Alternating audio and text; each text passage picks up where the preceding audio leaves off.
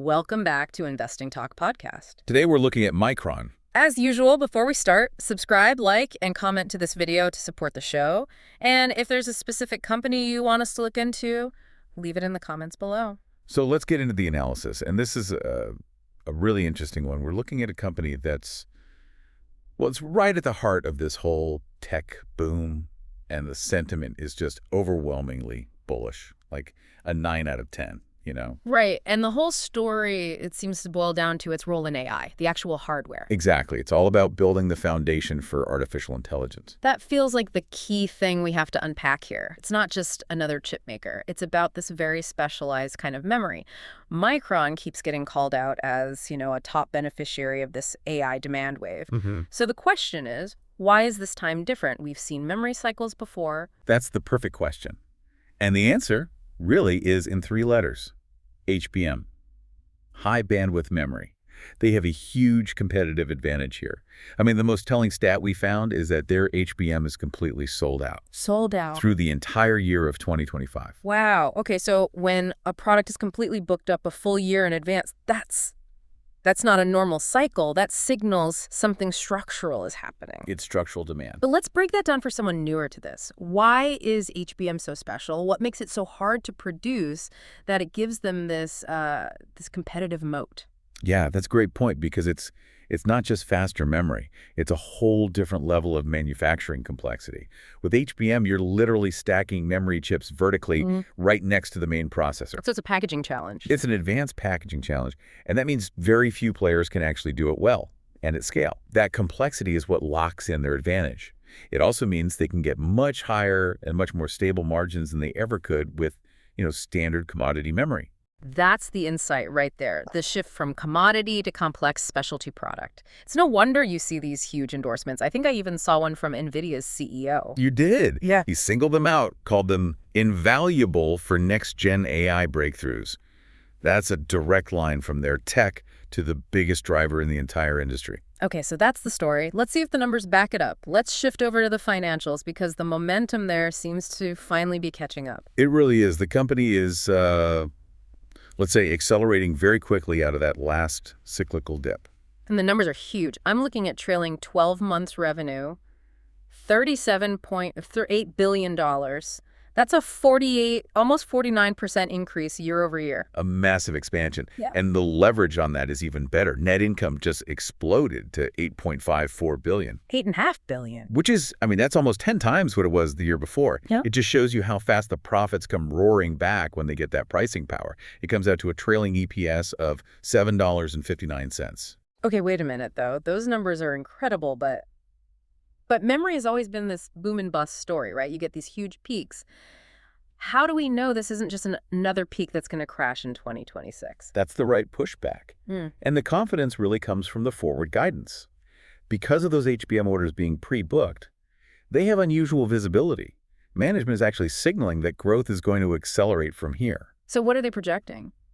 Well, the consensus for the very next quarter is for revenue between 11.8 and 13.5 billion. That kind of acceleration is why you see firms like Citi, for instance, sticking with their buy rating and a $275 price target. So the market sees it coming, but can the balance sheet handle this kind of growth? If you're new to the sector, financial stability is a big deal, especially when they have to keep pouring money into R&D. Their financial footing is solid. They've got strong liquidity, manageable debt. And the free cash flow is now funding 2 key things. 1, the R&D to stay ahead on the next generation of HBM, and 2, shareholder returns. So they can keep that tech lead without, stressing the balance sheet. Speaking of shareholder returns, there is a number here that it jumps right off the page. The reported dividend yield is 19.4%. Okay, that looks way too good to be true. For a seasoned investor, what does a number like that immediately tell you to do? It tells you to stop and check your source. That figure is almost certainly a data error or some kind of temporary spike. It's abnormally high for Micron. Sure. And it's actually a great teaching moment for everyone listening. That's so. You always have to verify outlier data points like that against the company's official SEC filings. Don't ever invest based on a number that just seems mathematically impossible for a company or its sector. That is the perfect caution. Okay, let's shift over to the stock itself, the market momentum. It's been on a tear, trading around $250 after an 8% jump recently. On heavy volume, too. The price action is undeniably bullish, and the technicals are confirming that it's a sustainable trend. The stock is way above its key moving averages. The 50-day is around 189, And the 200-day. is way down at 123. So for our listeners, what's the meaning of that big gap between the 50-day and the 200-day? That wide spread tells you this is powerful, sustained momentum. It's not just a short-term pop. It shows a really established long-term uptrend that's been fueled by these fundamentals we're talking about. The market's been buying this stock for a while. Okay, but what about right now? After that big surge, is the stock getting overheated? That's a great question, and that's where we look at something like the RSI, the Relative Strength Index. It's sitting at 52.96. 52.96. All right, put that in plain English for us. Yeah. What does that number tell you about the stock's energy right now? It tells you it's not exhausted yet. RSI measures the speed of price moves. A reading over 70 usually means a stock is overbought and might need a breather. Being right there in the neutral zone, just over 50, it suggests the rally actually has room to run if we get more good news. And it looks like there's some clear resistance just above, near that 257, 258 level. Exactly. A key level to watch. And this all seems to line up with what analysts are saying. We've got 31 analysts with a consensus buy rating, but those price targets are all over the place. I see some as high as 328. And that wide range really reflects the two sides of this coin, right? Yeah. You have the inherent volatility of semis, but you combine that with this exponential, sort of unpredictable AI growth story. Makes sense. Okay, let's look ahead. What are the key events to watch over the next, say, 3 to 6 months? The single biggest one is the next earnings report. It's scheduled for mid-December. With guidance this strong, any kind of upside surprise, especially on projections, it could easily push the stock right through that resistance level we just talked about. And outside of the company's own reports, there are some market-wide events too, right? Oh, for sure. You have to watch the big tech ETF rebalancing in January. That can drive a lot of short-term liquidity. And then in February, we get the big 13F filings. Which is when we see what the big hedge funds and institutions were buying last quarter. Exactly. Those institutional flows are critical signals. And then there's the unconfirmed market chatter. The rumors. The rumors, whispers of massive new supply contracts with the big cloud providers.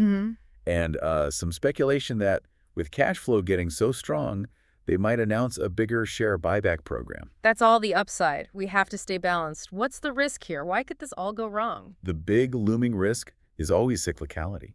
For anyone new, the reason memory is cyclical is because when demand is high, companies spend billions on CapEx to build new factories. And those take years to come online. Exactly. There's a long lag time.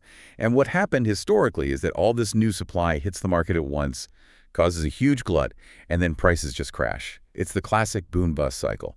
Now, AI demand helps with that risk in the short term, but the long-term threat of oversupply never really goes away. What about competition? You know, from China or other players trying to get into HBM? Competition is always a factor. Execution risk is real. Scaling this stuff is hard. And yes, global competition, especially from Chinese efforts, is something you have to watch constantly. But for now, Micron's tech lead in the advanced packaging gives them a time advantage that's pretty hard to close quickly. So when you zoom out, the long-term drivers just look incredibly strong. You have tight supply, structural AI demand, data centers expanding everywhere, and maybe even some government incentives for U.S. manufacturing. So to wrap it all up, you can really look at Micron in two ways. It's attractive for, a nimble trader playing these key 3-month catalysts like earnings, but it's also a powerful long-term compounder because it's so perfectly positioned in that foundational AI infrastructure boom. This is a real demand story. And here's a final provocative thought for you to consider. If any of that speculative chatter were to come true, say a big M&A move or a new joint venture on packaging that locks in a huge partner, how quickly would an announcement like that close the gap between today's price and those highest analyst targets way up in the 300s?